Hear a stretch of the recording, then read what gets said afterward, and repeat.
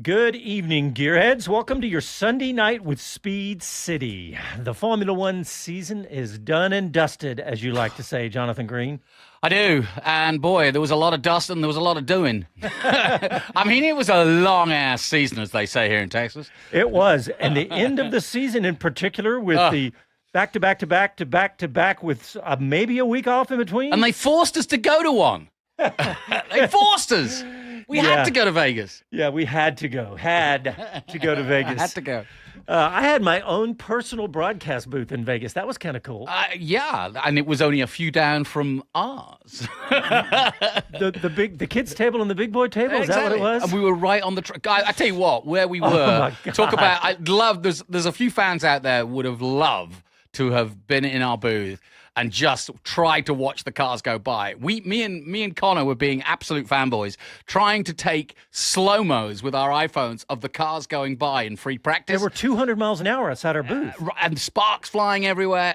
It was amazing. I have several videos. All I did was take my iPhone and slap it on the glass. That's a good idea. And record, and they were amazing. You could hear the sound, and you could barely, You could hardly see it. You couldn't identify the cars. No, you could not. I was going to say, you couldn't tell what car was passing by. It was so We fast. also got a great insight as to how they lift the barriers and move them because we were right by. That's right. Where they closed the roads. I have several videos that I can't share the with anybody because I don't have the rights, but of them repairing the manhole covers, the valve covers, the moving of the barriers, the cars going by. I have all those videos on my phone. Not many people know this, but there were 40 in all on or near the track that they had to basically sort. Yeah. Well, I can see why they had to delay the FP2 to 2 in the morning. But yeah.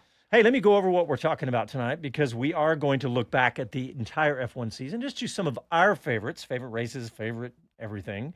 And we're going to talk all about the news about Logan Sargent, our American Formula One driver who has re-upped with the Williams F1 team. That's big news for us here in America, and that's really probably the biggest news this week in Formula One. Yeah, I mean, it was old news but new news. We've been waiting and waiting and waiting. We've been waiting since Austin, to be honest. We thought we might get an announcement at Austin, but and I mean, are we going to go straight into it, discussing that now? Yeah, and well, I say let's start with the. We're going to go to Logan in the second segment. We'll talk about the our favorites of the season. Yeah, in fact, I had on there best driver of the season and best race, but best driver, that's a simple, there's no question about the best driver. But so I moved it to favorite driver or favorite moment of the year. Jonathan, what do you think? Ooh, that's harder than picking a favorite. Absolutely harder because best driver was, Max Verstappen. I think, yeah, I mean, yes, that's the obvious answer to that question. Max Verstappen was, without doubt, winning 19 races, the best driver of that season. But those who do Formula One and have been around Formula One a bit couldn't understand why you could take up argument with that because there's more to it than that. He also had the best car. Now, you've got to get it across the finish line 19 times and do it, brilliantly up against 19 other guys who won exactly to take that position. So he is, without a doubt, the best driver. And you could say best driver, maybe I did runner-up, and I also, you could say, I think all sorts of, you could say your most improved, however you want to look at it. I would say that I was really impressed, and this might be a bit left field. I'm not going to answer any of your questions the way you want me to because I have nothing definitive. It was one of those seasons where there was so much going on, and I think that's what makes it a classic season, is that if you forget about the fact that it was totally dominated by the RB19 and Red Bull, there's so much going on. So, So to answer your question, one of the best drivers of 2023 was Fernando Alonso. Yep, that's who I had. I put... after Max, I put Hamilton, ? And then I said, no I'm sticking with Alonso. No. I mean, just because... They both had a car that wasn't perfect, but Alonso used it better. Yeah, and Hamilton, to me, had the fire in the belly back that he had lost last year. I agree with that. And he clearly showed why he's a 7-time world champion. He was amazing at times. Yep. So does that count? Then that counts. Okay, so what else? I've got to go worst? You can do... I don't know, most improved? Most improved, I would say Liam Lawson. How about that? I like it. Liam Lawson was one of my favorite stories of the whole year. And it's very biased because we had him on right before Daniel Ricciardo's crash, before he knew he was about to go to Formula One. It was the week before, and we had him on for like a half an hour on the show. Now, I'm a good mate of his, but at the same time, to do what he did, it's a bit of a strange one calling him the most improved. But the fact that he got into an F1 situation, replacing a guy who'd come in to do the full season, midway through his own season in Japan where he was fighting for a championship, was, to say the least, brilliant, because he didn't make any unforced errors. He slid off the track at Qatar. That's all he did. And it was the first lap of the first race, and he was offline. And he put his hand up and said, my fault. But the rest of the time, he fought with Yuki in Japan brilliantly. He equipped himself well. He raced hard. He held off Verstappen, overtook Verstappen at one point. But he didn't show any signs of somebody who hadn't been around the scene. And to do what he did in the 5 races, and he didn't know from week to week. Remember, he came in at Monza with a day's sort of notice. Yeah. So yeah. I just, brilliant. Yeah. And it's funny. Later in the show, I started looking at the Williams videos on their website, and I kind of got into the rabbit hole. And then I started thinking, nobody else is doing this. And I'm going to review all 10 F1 YouTube channels. Okay. And I was looking at the AlphaTauri, and the best video that I found was about a 15-minute video with Liam Lawson. And I was watching it comparing it to ours. And one, they had an advantage because it was after the fact, and he knew. And it was really fascinating because he talked about finding out. He said he was watching the race, and he watched Daniel Ricciardo, and you heard the radio message he heard his hand, and he said just for a few seconds he thought, could this be? And they thought, no. Yeah. And then he said about 15 minutes later, he got a text from Helmut Marko. And he was like, gosh, holy S word. Well, and to be honest, that's the other side of this as to why I would put him in that rank of most improved, because he's trying to impress the hardest guy in Formula One, an ex-Formula One driver himself, and is well known for getting rid of Albon, for getting rid of Kvyat, for getting rid of all and sundry if they don't fit the bill. And Helmut Marko does not suffer fools, and he was very complimentary about Liam. And I think, actually, even though Liam hasn't got the race seat for next year, I think he's done enough that says he's going to be the hottest property in Formula One next year. All right, next up, favorite race of the year. Vegas. Yeah, I agree. And there's some comments on YouTube. Singapore, that was definitely a good race. In fact, that's what I put as my runner-up when last week on Wheel to Wheel. Chris and I were talking. He asked me, and I said Vegas for sure. I did enjoy Japan, though, because there was a lot of stuff going on. Chris mentioned Japan, but Chris mentioned one that I've come around to put as my second place, and that's Coda. Ah, okay, yeah. I mean, it was good. It's harder when you're actually doing the I know, commentary. this is just personal, right? This is you have to include Singapore, Japan, but Coda, you remember the end of the race with Lando and Hamilton chasing down Max Verstappen? And of course, the weekend for us at Coda is always something amazing and special. Vegas was just too crazy and such a wide swing. It was such a swing in the. I think, like everybody, we arrived somewhat cynically in the City of Sin, but eyes wide open. We were tired. It was the end of the year. We'd seen a lot of racing by then. The crazy time Okay, zones. what are you going to do to impress me? And then you open the curtains of your hotel room, and there's the Sphere advertising Formula One like nothing else.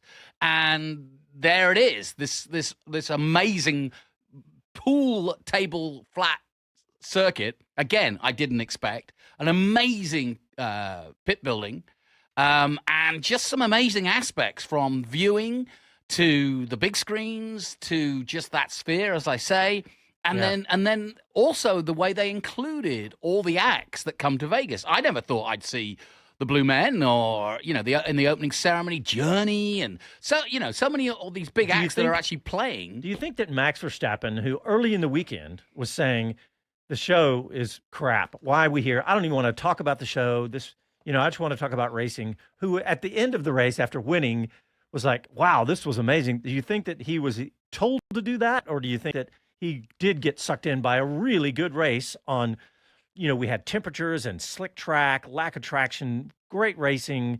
What do you think? I honestly think he's a hypocrite in many ways, and he's still growing up. That's the truth. Because, I mean, nobody told him to wear an Elvis suit. Yeah, that's true. You know, Yeah. and so you can't say he didn't get into the spirit of things. And he also wore it whereby not many people would have known he had it, and it was almost a sort of, oh, I know I'm going to win, so therefore when I stand up, they'll see my belt. Because I happened to be on the grid when he put it on. My Elvis belt. Yeah. So, you know, and so was he told? No, of course not. No, that was his genuine opinion. But that's it. Like I said, it reminded me of Senna, which is like, I'm not here for show. I'm here to race. I just want to win. And all this sort of, you know, rah kind of like, don't distract me because it's what, for me, racing is pure and it's my life, which is what Senna used to say. And at times it got a bit kind of like, all right, don't rub it in. All right, next. Most improved team of 2023.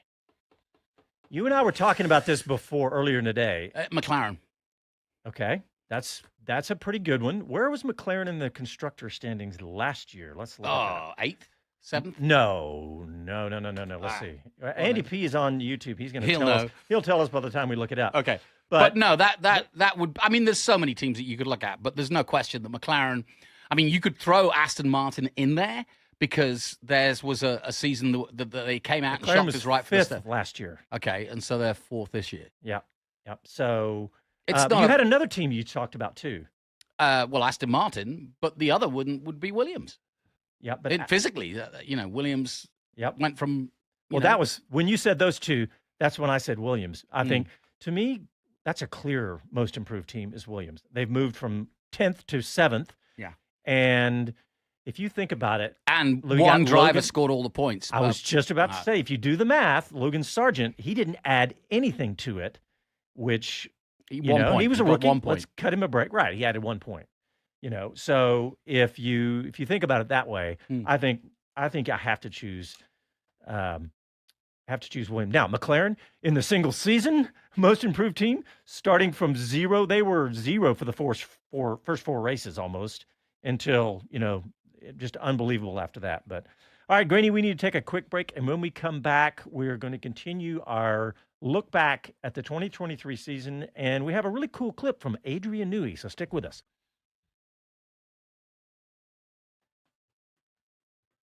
Don't forget most disappointing as well. Yeah, we have that for this segment. All right, let's look at YouTube.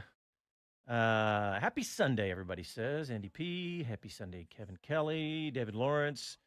Hey, David, I know you're a big fan of Bob Varsha, and Bob, I am giving Bob a break for as much as he wants. He did a lot of different series this year, so Bob will probably join us sometime over the off season. And by the way, the off season, 90 days exactly from today until the first race of the season. So it is not long. But do we get it reconvened for good behavior or? Yeah. Singapore, David Lawrence. Yeah. Andy P. All right. Andy P. brought up something that almost double points. He illustrates something that I wanted to bring up, and that is 2 races in most anybody's top 5, 2 in the United States, COTA and Vegas, for very different reasons, right? All right, we're coming back. And Dave Lawrence has made a good point too. Okay.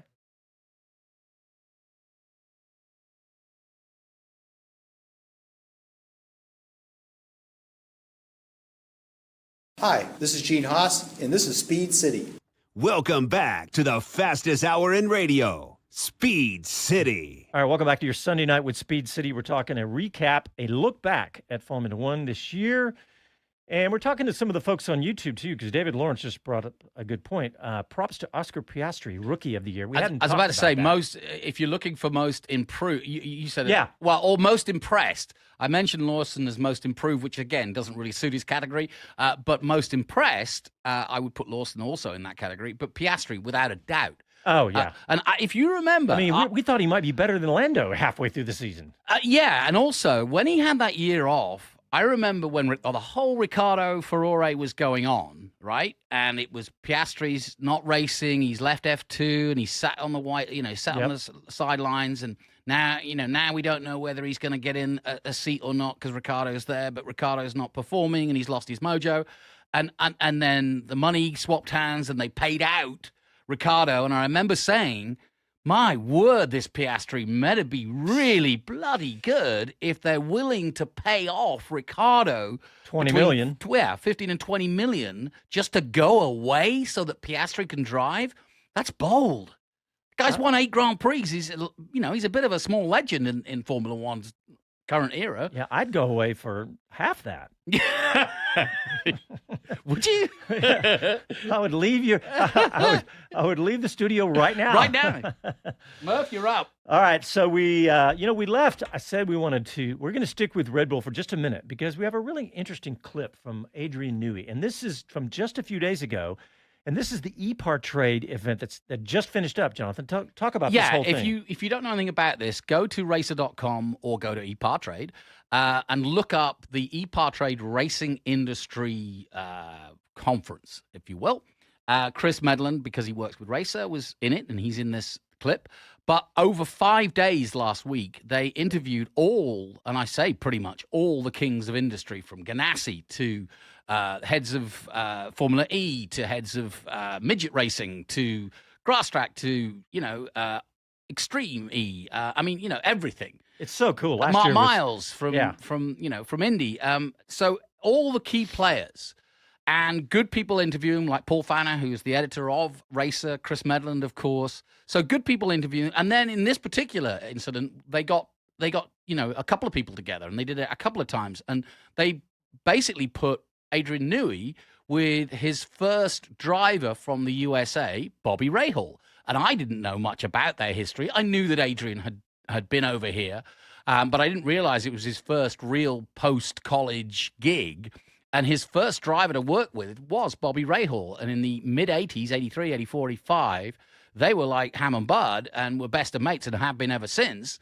And so they brought them on this e-Partrade and got them to talk. Chris got them to talk about those days, which was fascinating. And so I would say, if you are a nerd and you want to go and, delve into everybody, people like us go, oh, it's all because of Adrian Newey. It's like, well, what the heck's so good about Adrian Newey?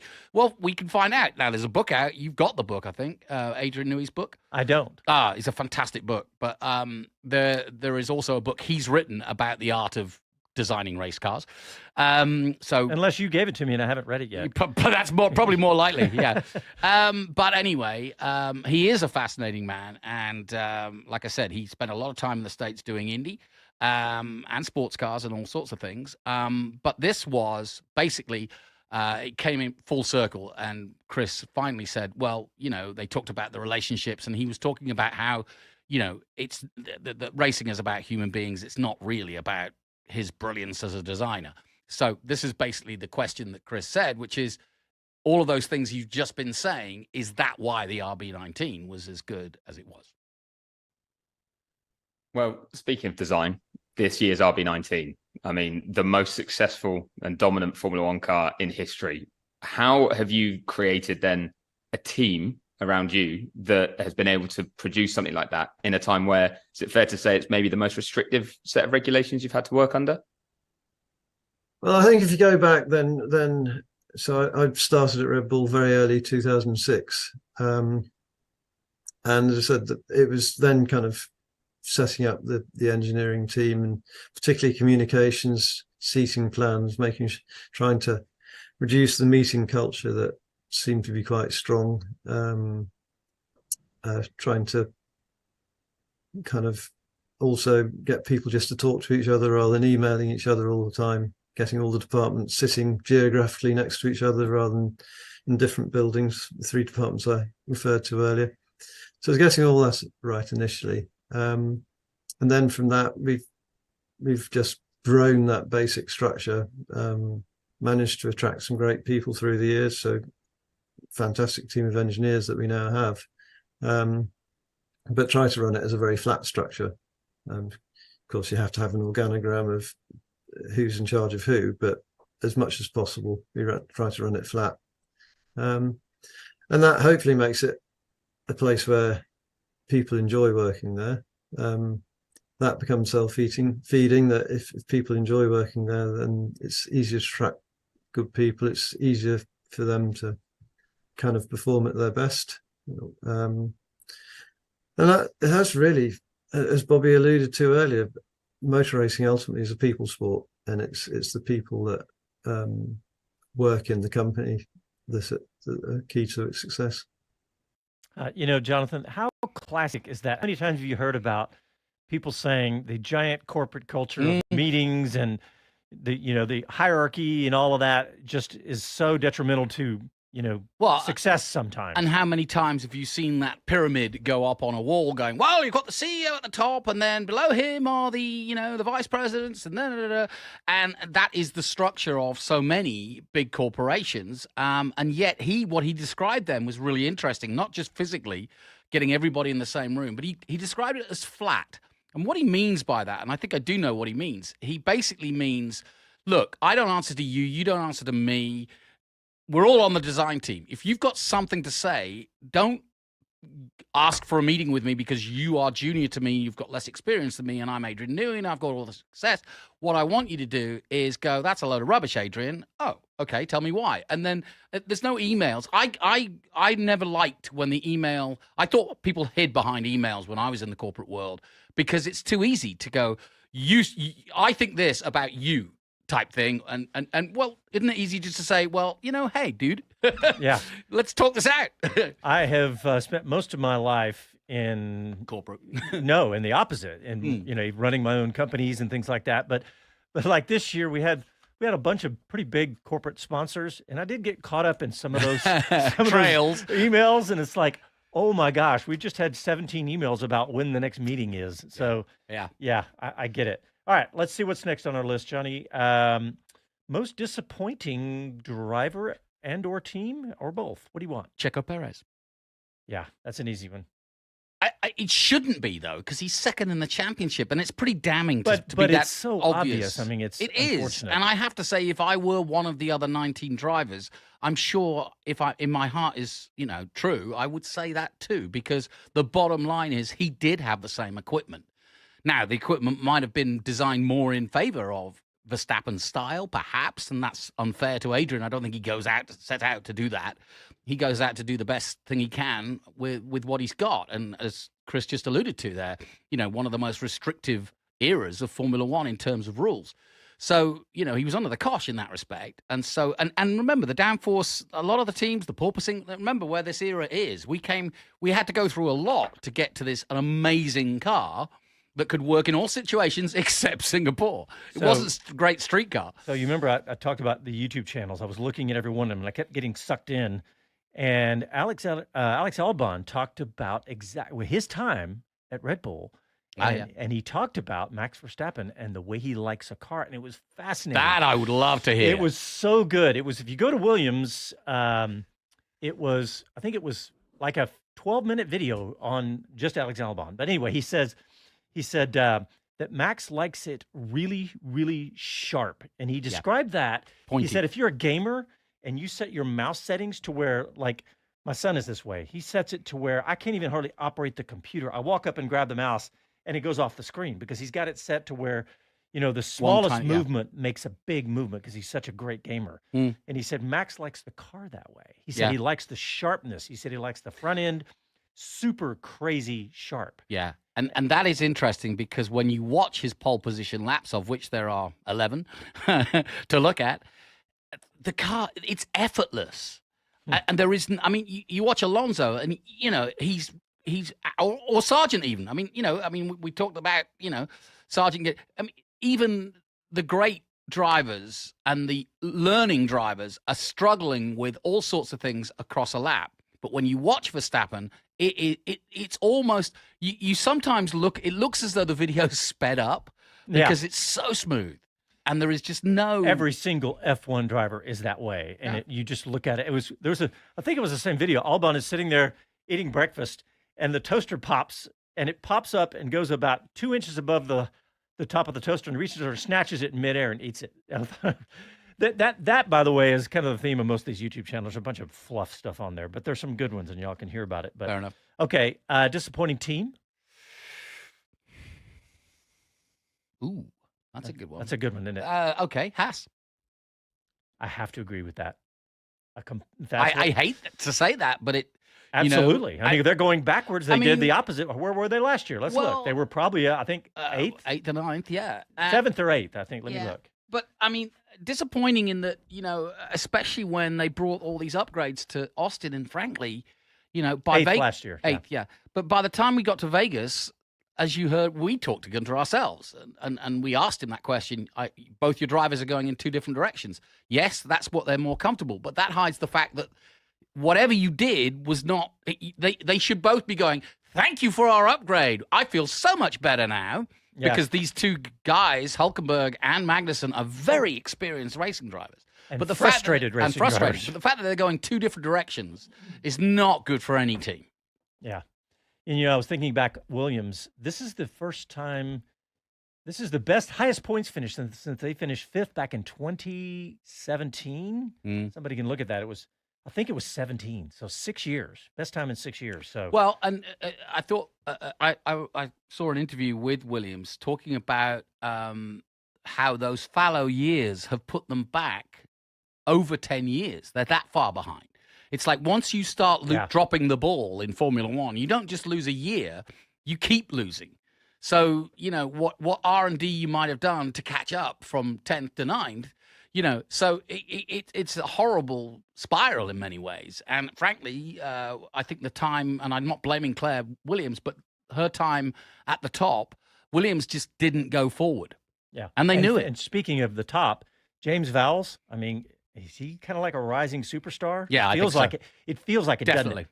Well, and I also think Chris has got great access to him. They've obviously got a good relationship, so we've had a lot of really interesting I know it's hard to stuff from judge him. that because we've heard from him so much, but no, what he's got to say, I think is really interesting, and I like his attitude, which is the opposite of Red Bull, which is no, I'm going to give that kid a chance, and he's got until whatever, and I'll decide then. But I'm behind him. And I think, it goes to what Adrian Newey was just saying. And Adrian Newey was the last guy that really brought Williams the success that they had. I mean, lest we forget, when Williams were trailblazers and winning all the time, guess who was there?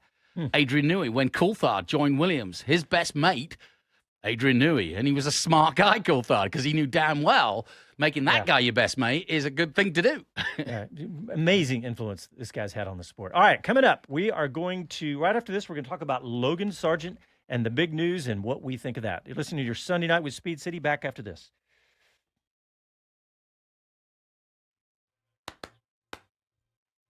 All right, we have a new guest on the show, a new member of the show, Murphy. Murphy, can would you you get like him to on say camera? something? Come here. We've brought some color into the show. Yep. Would you like to say who you think the best driver was of the year? Sargent? Yes. Oh, is that positive? He's wagging his tail.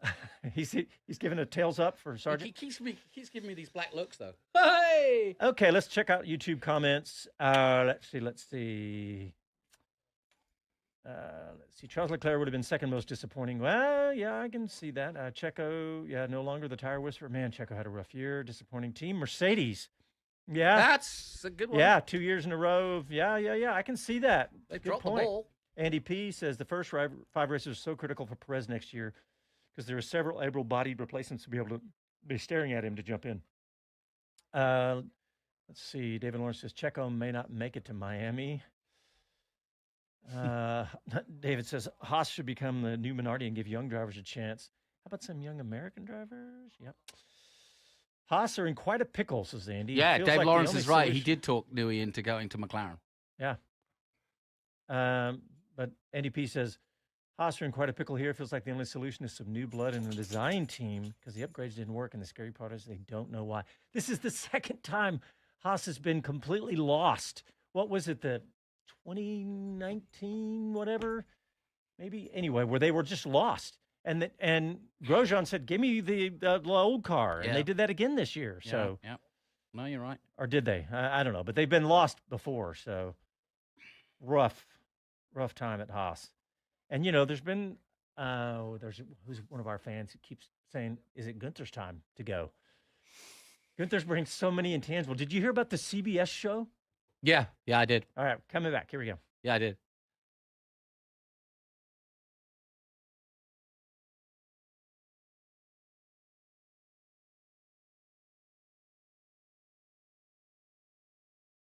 Hello to everyone, this is Gunther Steiner, this is Speed City. Welcome back to the fastest hour in radio, Speed City. Thank you, Gunther. We actually have a great relationship with Gunther and had a lot of fun with him, and thank him for tons of great access over the years. Man, he's been fantastic. Viva Las Vegas. Yeah. I didn't get to see him in Vegas at all. He was great. I went to the Haas garage at like 1 a.m. when I was starving. That's right. You stole a button. And I went in, and the girl looked at me like, Can I help you? Can I help you? And I went, is Stuart around? And she goes, let me check me. I say, who's here? And so she went to go get him, and I just went over to the food and just stuffed my face. They have cameras in the I know, croissants, right? Well, that's why they put the food out, is to keep people from starving. So Disgusting act, and it's unfortunate that we had that on our air live. Yeah, I'm unfortunate it is. Yeah, you've just outed Mr. Massengale. All right, Banned from Logan Sargent. The news was announced that he is sticking with the Williams team, and we kind of felt that way. And if I had the Logan meter, it kind of was the Logan meter. The Logan meter, I felt like he was going to stay. And there was a couple of radio messages. One of the radio messages at Abu Dhabi said, looking forward to working with you next year, basically. Okay. And, that could have been interpreted multiple ways, but there was a couple stuff. But I'm glad they waited, and I'm glad they gave him a chance, because it's rare in Formula One. When you look at Nick De Vries versus Logan, they could have easily dispensed with him. And the question you have to ask is, Williams are on the up and up. Albon is performing. And you have to ask the question, could they accelerate their performance as a team and be 6th in the championship or 5th in the championship were they to get a really good driver in there, I think that's the thing that's in Logan's good sense is I think he did do enough. And it is good to see Formula One being a little bit, and James Vowles being a little bit more like human about it, as it were. Hey, come on, he's a rookie. Give him a chance. And you have to say that in any success, there's always a little luck. Well, he's a little bit lucky right now because there's not somebody standing there in the wings. In other words, the musical chair, didn't just end up perfect. So there's somebody waiting. The obvious choices would have been Stoffel Van Dorn, who's got a Mercedes contract. He's with Aston Martin. Mick Schumacher, he's got a Mercedes contract. He's with Mercedes. And Drogovic, who's with Aston Martin. Yeah. And therefore a customer of Mercedes. Mercedes. A couple more, but yeah. Oh, yeah. Yeah, there's plenty. You could keep going, but there wasn't the clear and obvious choice. Clear and present danger. Clear and present danger for Logan, yeah. So, all right, well, you know what? We have a little clip that Chris Medlin got with Logan Sargent on the Thursday before Abu Dhabi. Now, this is just part of a full clip that you can hear on the Wheel to Wheel show coming up this Wednesday. But this is a couple minutes from it. And here's Chris Medlin interviewing Logan Sargent. I'd say you've been showing the form of someone who is secure for the future, kind of confident and really delivering. So what do you think it is earlier in the season that maybe means we're not in that position? When you reflect on this rookie year, what's been the tough bits that maybe mean you still needed to prove something? I think the tough bits for me have been when the potential's been there, making mistakes, put it in the wall, whatever it may be. I mean, it happens.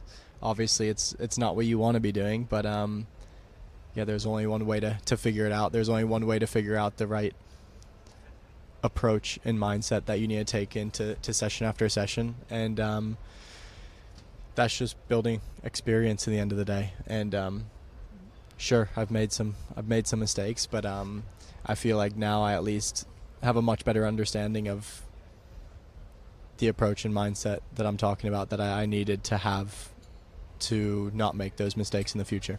And then flip side then, what have been maybe the things that have made you the most proud, that you've been happiest with your performances and development, I guess, this year? Yeah, I think a lot of this year there's been difficult moments, changing conditions, being able to get on top of those quite nicely. Zandvoort qualifying, for example, bar Q3. But then even going to new tracks like Suzuka, Singapore, places I'd never been to, and just really enjoying those tracks. Felt like I was able to get on top of them pretty quickly, which is also really nice for me. And I think that kind of helped me when we went to Vegas, because it was finally the first time that everyone else had a track that they hadn't been to, and all of a sudden they're in my territory, I guess you can say, and just it puts them into what I've been doing the whole year, and that I think that also showed and helped me have a sort of put me on an equal playing field, and then you see what happens. And sitting here now compared to 12 months ago when this was all announced and you were confirmed as a Williams driver, how do you feel compared to then? Like, how much do you think you've evolved and changed and developed in the last 12 months? Well, I've definitely changed a lot, that's for sure. I think my understanding of how difficult it is has also changed. The appreciation of performing at a high level every single day has changed. So I think from a mindset point of view, a lot has changed, and the realization of what it takes to perform at that level constantly. Really nice interview. And I thought it was interesting how he talked about Vegas, how it was kind of level playing field. No one else had been there, and he did good in qualifying. Yeah. and He- looked good. He's erudite, smart, very marketable. There's a lot going for that kid, and I think this decision will be good for Vowles, and it'll be definitely good for Sargent. But as somebody said on, it's gloves off from here on in. I mean, he's got his second chance, no question about it. You don't get thirds. You don't get thirds. Period. All right. Next topic we have. This is more from the EPAR trade, and this is Sylvia Bayat. She's a senior director in sporting race operations at the Las Vegas Grand Prix. What is her title again? Because I said sporting director, sporting and race operations at Las Vegas Grand Prix. That's off her LinkedIn. So but that sums it up nicely. Yeah, she's part of the stewards and the FIA. She's working. She's the first and only female steward and FIA race director. Yeah, which I thought was and she's kind of grown up in that environment. She's had some really interesting jobs. Yeah. And we're going to play this clip. We've got a couple, but I think we just got time for this first one here. And it's the future of F1 because, we talked about, Vegas, sorry, F1 in Vegas, yes. And they, in some of the other ones that if you go there, you'll see, she talks about, how they got there and what they went through to get there. But I just thought this was a really good one because it's... Hey, and for the girls out there listening, you should look at her CV and how she's got to where she's got. And it's interesting. She's like, I wanted to do this and I wanted to be close to the action and close to the drivers and all this sort of stuff. But she describes how she did it. And it's a very sort of different way. Good. Very good. And what I like about this is that, there's always going to be the controversy of female drivers, right? That's a whole nother video topic and everything. But in the organization and all different race strategy, we've seen Bernie Collins, and all these other places. Hannah Schmidt. There's no question that there's, you could be a man or a woman and it makes absolutely no difference. Zero difference. And maybe, some could argue you could be better at it, just physiologically. So, but let's hear from Sylvia Bayat right now. Well, I think I would not call them risks, but I would say that what it needs is a lot of evaluation all the time. We just need to make sure that, as you know, social media, the world changes rapidly. So I think what is really, really important is that F1 and I would say probably the rest of the sports as well, they are on top of these tools and they're making sure that any changes are made on time. As I said, we've got a great fan base. I think that most of our fans, our new fans, are here to stay. They are not fans that are going to come for a couple of years. I can see really passionate men and women that want to be follow the sport and also wanted to be part of it, and I think is great. And I think the fans are here to stay. And as I said, if we keep following up with these strategies, that would be great. Yeah, it's a bit like being a Formula One team, isn't it? If you're standing still, you're going backwards. So it's exactly. You need to be on top of what is going on, but I think everybody's doing a great job. Yeah. And just overall, and taking a wider view, I mean, this was a massive event. We had Formula One invested as a promoter. We had levels of hype and expectation that were probably greater than any Grand Prix I can remember. There was a lot on the line. I don't know if you want to call it a gamble, but whatever it was, it seems to have paid off. Now that this one's under your belt, how excited are you about the event's future and where it's going to go over the next couple of years? It was we're very, very excited. I think we had here all in the company had some time to recover, and we are already working for 2024. I will never call it a gamble. I mean, everybody's been working so hard for this project, and every detail was discussed. it was ensure that it was the best thing for the Grand Prix. So I think, as I said, this hard effort or that we had during the last few months paid off. I think we're very excited about it. We're going to have many more surprises for 2024. As I said, we're in the process right now of debriefing and making sure that that we can deliver even a better race in 2024. As you can see, it will be towards of the end of the season next year, so we've got some time to do this, but we're going to be a lot of surprises, and we still want to be Las Vegas and Las Vegas Grand Prix, the capital of entertainment here, not just in the United States, but also in the F1 circus. Yeah, I mean, like you said before, the hard part now is following it up with something even bigger and better next time around, because you set quite a high standard for yourself. I totally agree. But I think that now we've got our inaugural Las Vegas Grand Prix race on board. I think everybody here as well in Las Vegas, in Clark County, is going to understand much more what is F1.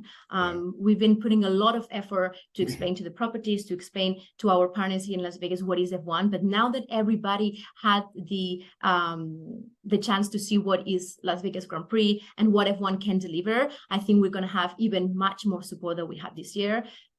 Don't get me wrong, it was amazing, the support we had from Clark County and all the properties here, but I think having the first race on our backs now is going to help even more, just to create a much bigger event for next year.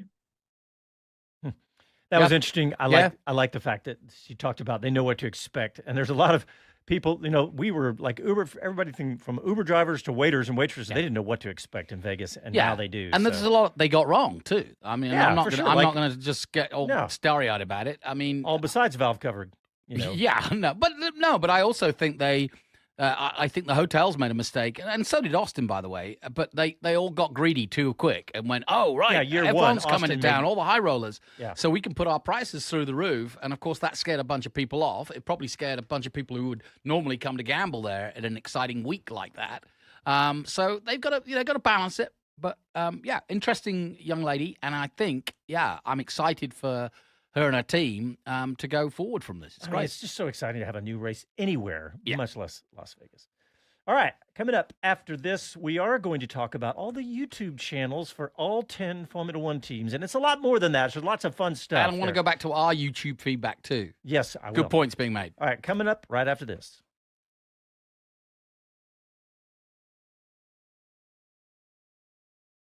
All right, what do you got, Johnny Green? On YouTube, you said there's some comments you wanted. Yeah, no. Somebody said, "What about Alpine? You haven't mentioned Alpine. They were the disappointment of the year." Andy P said that. Yeah, definitely on the list of most disappointing. Yep, they've got resources, and if anything, they went more sideways, a lot like Mercedes did. Yeah. Oh man, speaking of YouTube, no matter what you think, I hate to. It's like I want to talk cars a little bit, but I don't want to get political because the new Cybertruck came out. And for no other reason is that it was launched right here in Austin. I'm sitting at home watching all these YouTube videos about it right after it happened, and I realized that's only about 10 minutes away from where at the Tesla plant. Oh, right. Yeah, of course. Yeah. So the Cybertruck came out, and it was cool because all these YouTubers that I like to follow on my wife likes the housewife shows to turn over her brain. I like car shows, and like Carwow, Matt Watson, he's one of my, and they were all here in Austin. They were all right down the street, reviewing the Cybertruck. It was pretty cool. Isn't it bulletproof?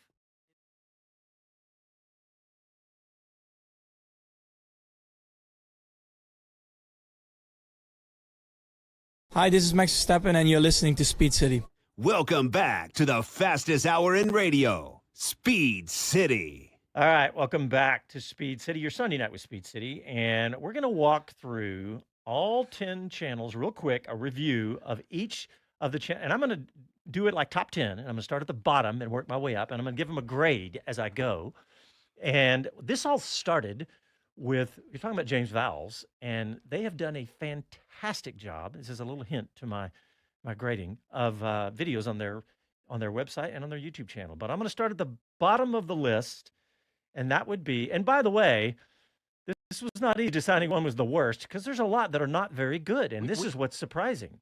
And Aston Martin comes in last as the worst F1 team YouTube channel because here's some quick stats, right? They've got 265,000 subscribers. They've made 460 videos.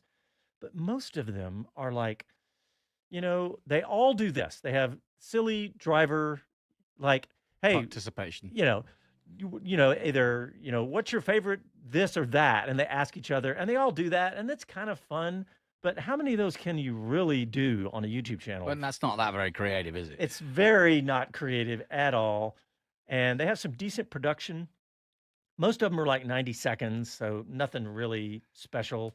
They had a silly season recap video, and it was like 90 seconds, and it was all this techno pop, and it was like flashing this and lights. And I was like, is that really, who's that for? Who's going to sit and actually watch that video? And a whole bunch like that. So Aston Martin gets a D for a YouTube channel in my old school. Is this Grouchy Old Men's top 10? Exactly. As if you and Dave Letterman been together on your top 10 list. Yes, yes. All right, so the next up from there is Alpine. And honestly, very similar. Lots of driver and team, kind of little silly ones. Well, can I pick up there? Yeah. One of the comments on our YouTube was, we didn't mention Alpine, definitely on the list of most disappointing, and that's Andy P. And I agree totally. We flipped over it, but it's been a very disappointing season for them. Absolutely. Especially when you look at what they did in Vegas. Both of them qualified in the top 8 and then just disappeared. I think Gasly was 4th at Vegas on the grid. But no, it wasn't a good season. I just wonder, perhaps, with this re-injection of A-class celebrities, whether the Alpine following media YouTube will improve, because they do have quite a bunch of really interesting cats like Ryan Reynolds. Well, it's like Andy said, they have tons of resources, right? To call on, yeah. And they should not have they should do better. They should be getting better, and also their YouTube channel should be better. They've got tons of resources. Okay, next and I give Alpine a D also. The next team is Haas F1, third from the bottom. Very similar. Nothing, no fun, no in-depth stuff on the team or technology. They do the same driver stuff, nothing on their website. I give them a D also. Next up, Alfa Romeo Sauber. They have a few, very similar to the other ones. They have a few short explainers. They have a 5-episode docu-series that was, it was interesting, but they had like really crappy narrator audio. Sounded like he was in a room that was just echoing, like he was in an office. So it was really hard to listen to. Wasn't very engaging. I give them a C-. Mm-hmm. Next up is AlphaTauri. They should be decent, given that they're a fashion company. You would. They had some behind-the-scenes videos that were all right, I guess. And they got Yuki. They got and Yuki. Ricardo. And Liam Lawson. He was good. He was good. Lots of drivers asking videos, same old things. I know it, and I know why they're doing this. They're trying to get us to know the drivers, because that's what engages you in the sport. Same thing Drive to Survive did. Yep. A lot better, though. But there was a great Liam Lawson video on the day of the Ricardo crash, like I talked about earlier. Yeah. I'm going to go and look at that. That was worth going to the AlphaTauri YouTube channel. You know, him and Yuki used to live in an apartment in Milton Keynes together. That's on Drive to Survive. So I give them a C. The next up, and this was the most surprising of all this, was McLaren. They're only marginally better than all these other ones. I give them a C+. And they had a few, the same old thing. But they had, for example, they had Lando and Oscar playing hide and seek. Really? That's that goes for contents. They had a few good behind the scenes videos. They just weren't that much better. I gave them a C+. If you go to their channel, there's some decent ones there. And then the next one is Ferrari. And this is where now Dave Lawrence thinks that best social media overall McLaren. Well, best social media is very different from a best YouTube channel. Okay, I'm with you. So the next one up is Ferrari after McLaren. And I give them actually the same grade as McLaren. It's just slightly better. I mean, look, you talk about resources. Again, Ferrari's got plenty of resources. Do you think Ferrari was struggling with their strategy? Yeah, their YouTube strategy for their YouTube sure. Strategy. They had some decent race preview videos, and they did have, actually I kind of got sucked into some of their hypercar stuff, and so maybe I was biased Maybe there. what Ferrari need to do is just put out Leclerc's radio of all the things that need to happen at Ferrari. Okay, Red Bull is who's next after Ferrari. And Red Bull, I put monetized. Red Bull monetized their channel. In other words, when you go to the channel, you got to watch commercials. But I forgot, AlphaTauri did the same thing. Okay, Red Bull, they have a ton of videos, they have a ton of views. They can actually generate some money by monetizing it. But AlphaTauri, they don't have very But many it is the videos. same company. I know. It's but somebody just said, "Oh, we're going to tick that box." But they don't they shouldn't. It's two different strategies. Yeah, yeah. It's like saying, "Well, we have the Red Bull strategy. We're going to use that in F1 and yeah, for AlphaTauri." It's No, it's good point. very dumb. And Red Bull, given they've got their own TV channel, should be banging out lots. And they should monetize because they've Yeah. got the views to do it. But don't you hate it when you go to you want to learn about a product and you go to their website and they've monetized it. So you got to watch a commercial before you watch the thing about their product. Somebody is not thinking, and that's AlphaTauri in that case. Well, and especially when you look at Red Bull's turnover worldwide, I think it was 8 billion cans of Red Bull were sold last year, or something like that. But the Red Bull videos, there was lots of behind the scenes. There were some day in the life videos. They've done a pretty good job there. But still, if I grade them, I still give them a B minus, really only a little bit better than all these other guys. And so the next one I'm going to say is Mercedes.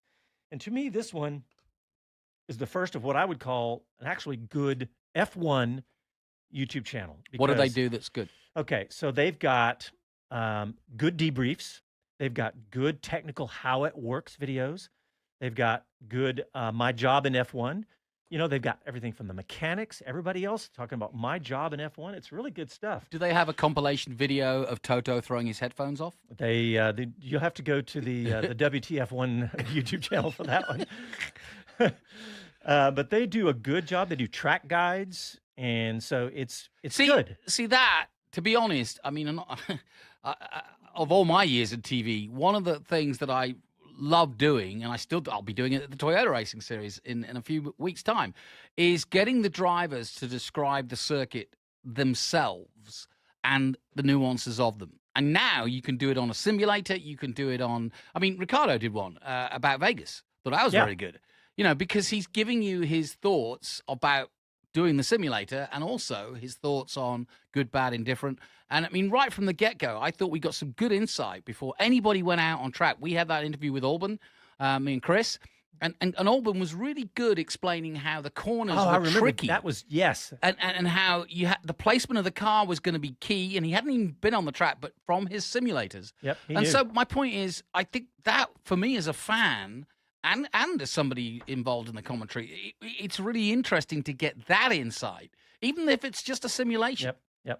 And speaking of that, one of my notes, the characters can make the channel because George Russell on the Mercedes channel, it was a silly one, but they did it well. He was reacting to all the memes about him on the channel, and it was great. And by the way, the characters can make the channel.